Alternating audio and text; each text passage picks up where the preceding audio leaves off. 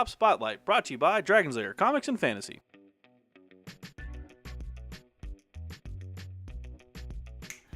Hey everyone, I'm Adam Harry from Bell Lost Souls with Evan from Dragon's Lair Comics and Fantasy. and we're back with another Tabletop Spotlight.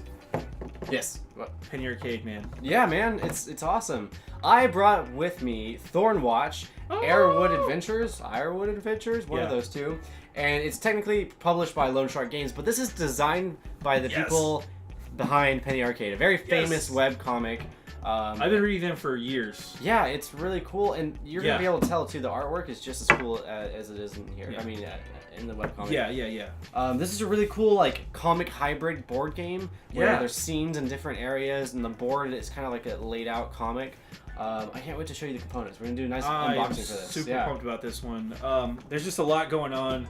Yeah. And if you're a fan of Penny Arcade, you probably already knew this game was coming out, but Yeah. still, it's here. It's here. Yes. Let's dive into Thornwatch. All right, Evan, we're doing more of a traditional unbox on this one, Yes. right? This is Thornwatch. There's a Yeah. lot of stuff in here. There's a lot of setup, and the table size and everything like that wouldn't give justice to this game. Yeah. So we just want to do a standard unboxing. You can see all the components. We'll kind of talk about how the game plays. That's tough. Yep. There's the back. Yes. We're gonna flip it over. Yep, flip it back over. Here we go. So the story is you are in Thornwatch. Well, we're gonna first off start with some baddies tokens. Bad You're in tokens. Thornwatch, and you're part of the Thornwatch. There's this band of spirit to protect these humans from evil creatures in the forest. You keep talking, I'm going to show these components off. So it's a cooperative game where you are going through stories and missions, saving these helpless. Look at how helpless these guys are. So helpless. Helpless humans from these bad creatures, like these bloated wolf things, or Okay. these are the Thornwatch themselves. You get to choose between different characters, and there's a male and female version for each one, different type of characters. So we have the wardens over here, the blades as well.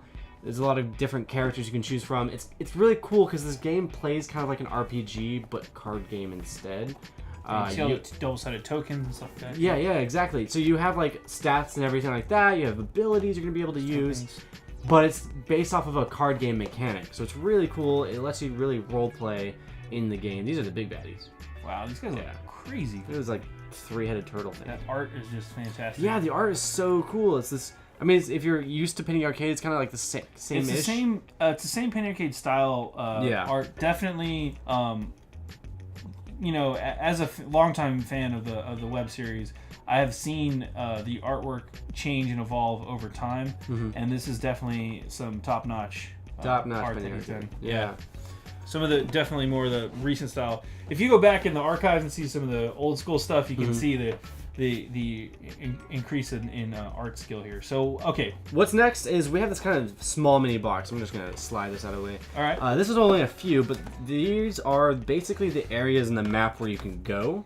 Okay. And it's really cool. So the setup of the game is you have a rule book, and it's going to tell you based off the scenario how the map is going to be set up. It could be a linear path, or it can be like a square path with an area in the middle.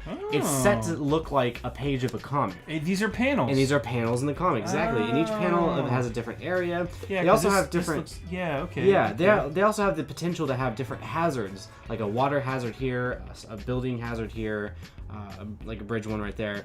And there's a bunch of them. This artwork's a little different too from the actual creatures. It's kind of like a background art for any of the Penny Arcade. It's a panel. Yeah. These are comic, and these are two-sided. Yes. as well. Yeah. I'm sorry, I didn't point that out. They're also either long ways or horizontal. Yeah. And there's a bunch of them too. Here we go. More here, and then they also have these square ones. These are like if you want to have a big one in the middle, and then you can have outlying ones as well. And again, this is going to depend on the scenario you're going to play, so we're going to see that in a second. But look at this one. It's fantastic. It's like the home base looking It's area. just pretty. I can look at this for a long time. Yeah, we can keep going. So there's a lot. It has like its own small little box in the game. Yeah. If you want to slide that back over, Yeah. That was just everything in that particular small box. I'm just going to clean up here real quick. We've got a couple of decks. We've got a bunch of cards. Real fast, we Yes. do have dice. Yes. These look like D10s. Yeah, so the D10s, the white dice are the basic dice, and then the red dice I think are the critical dice. Yeah. I think that's how it And works. we have standy in here as well, which I'm not quite sure what that's for, but Yes. dice in the standy. Okay. I'm gonna open this pack real quick. So Okay. this is basically, so each character there's a judge, right? And it's like the DM, the game master. And then everyone else plays players, and they're playing the Thornwatch. Each Thornwatch has different characteristics. So you are inspiring, for instance, or intimidating. And throughout the game, you want to kind of play these out as your character. That's kind of the role-playing aspect of it. You're going to flip this card when you and the judge agree that you have done something that exemplifies the nature of this trait. Okay. So if you are ever intimidating in the game, and you and the judge agree, you're going to flip this card over, boom. Flip to add to your roll. You're going to add red dice to your roll. And then if you go back... Yeah. Okay. So the game actually rewards you for playing as these characters. You also have these. These are basically abilities that the game judge has. They can add into the map, or they can do during the game to kind of inhibit the other players from doing things. It's like a fallen tree. They're going through a path, and there's suddenly a fallen tree. Those sort of things. Okay. These things can be added to. This is animated brambles. When the heroes end their turn here, you attack them as the DM, and it takes some of the resources for the judge. Yes. So the judge plays kind of the game master, the antagonist to the. But the judge is not all powerful, so they have things that limit them. They have these resources. So yeah, grab this other small box. We got a couple of decks here. These are just wounds. We don't really have to open these up. This one was already open. So then you can open it even more. We're gonna pop this one. What is that one? We've got Edge, Root. I'm not entirely sure. Oh, are these players? No. No. Flip them over. Here. There we go. All right. So these are things. These are actually like, if you ever play Magic the Gathering or anything like that, these are basically like mana that you can add to your spells. Your spells don't go off until they are ready. So if, for instance, one spell requires one rabbit like this, you have to add this to that spell to be able to use it. Okay. These are the characters. You have 2 of each type, sages. Okay. And then there is an ability Look here. at that artwork, man. Blazing Light, for instance. Blazing Light requires one of the blue kind of energies, if you will. So to be able to do this, you can put on your board all you want, but you'll have to have one of these blue to ready it under the card. So for instance, it needs a mind to go under the card. And that's on the player boards, which I'm going to just take one out. I'm going to make a mess first. Once upon the player boards. So you have, for instance, the Sage here. You have the action slots, and you have 4 on the Sage, and then traits over here, the traits we saw earlier. But you can have up to 4 actions, and then you have to ready those actions with a kind of ability, like mind and stuff like that. Okay, that makes sense. Yeah, it's pretty straightforward. And then also in the box, which we kind of skipped over real quick, these are more map tiles, but the different shaped map tiles. Okay. Like an L bracket and yeah. So these are just adding more variety to the game. I'm gonna pass these over real fast. Yep, real quick. Then we have basically the scenarios. So we have this one. These are bended sheets right here. So they bend this way. Okay. And they look like this. So this is the Hunted. The Thornwatch are mystic, martial protagonists, or paragons. They are agents of an immortal pact made manifest, but they are not judges. They can and do fail. So this is going to have inside what it takes to win, and what it's going to be if you fail this scenario, a setup of the scenario, which is really cool, and then the game master or the judge is going to kind of set everything up. But this is kind of what the map looks like. So this one's a linear one. You're going to be building your tiles in a linear fashion. The enemies are going to go there. The Thornwatch are going to go there, and that's kind of like your objective. So this one looks like you're being chased or something like that. That's really cool. Yeah. And there's a ton of these. There's a ton of these. You got one here. The Price of Failure. That's the map setup. There's a lot. I mean, there really is. It's really cool. It's like a story element to the game. Signs and portents. You have that one there. Different things. So different scenarios. There's quite a few of these, as you can tell. So lots of replay value. Then we get to the actual book. I'm going to set this down for right now. But then we also saw some of these player cards. You got the Guard. We've got the Blade. We've got Greenheart. And Warden. Yeah. And we had the Sage earlier as well. And the Sage earlier, yeah. So there's your different players the players can be, obviously. And then the rule book.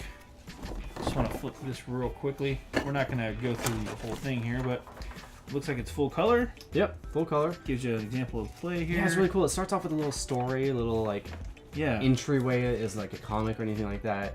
And then it has all the components, of course, like any rulebook would. An overview of the game, which I love when it's in the beginning. Yeah. Yeah, if you want to skip through it real quick. Yeah. So we have roles that tell you about the different kinds of Thornwatch you could be, the setup real quick too. There's no like game board setup because each setup is dependent on the scenario you're playing. Ebb tokens. Okay, that's what the judge uses to antagonize the players, I guess. And then check out these different map styles. There's a bullseye, a diamond. Oh, that's cool. Yeah, so different styles based on the scenarios. And then we had over here the terrain stuff that can go into the maps that the judge can add into the map. But it costs ebbing. Ebb tokens. Ebb tokens, resources. Sorry. Playing the game. And then this is just a quick... Yeah. And the best part, too, is it's not that complex of a game. There's a complexity to it where there's a lot of strategy involved, but it's not hard to learn. So if you're going to skip through, like, this is how you play taking a turn, and it's just that for a player. And then this for a judge. Yeah. So, you can move, you can do slots, you can do powers, you can discard your card. So it's a card-based game. Card-based game, yep. There's definitely some role-playing elements involved.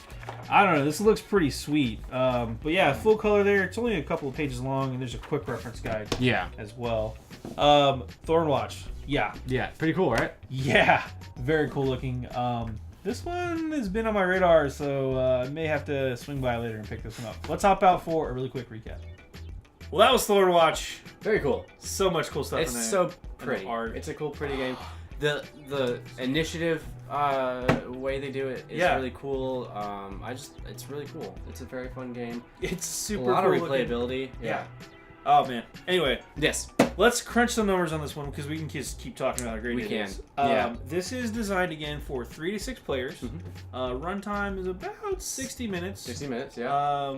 What else are we looking at here? Recommended age is 14 and up, and the price point is $69.99. So cool. Yeah, you get a lot of components for that money. Yeah, there's a lot of stuff in this box, and the artwork is just so pretty. So pretty. Yeah. So cool.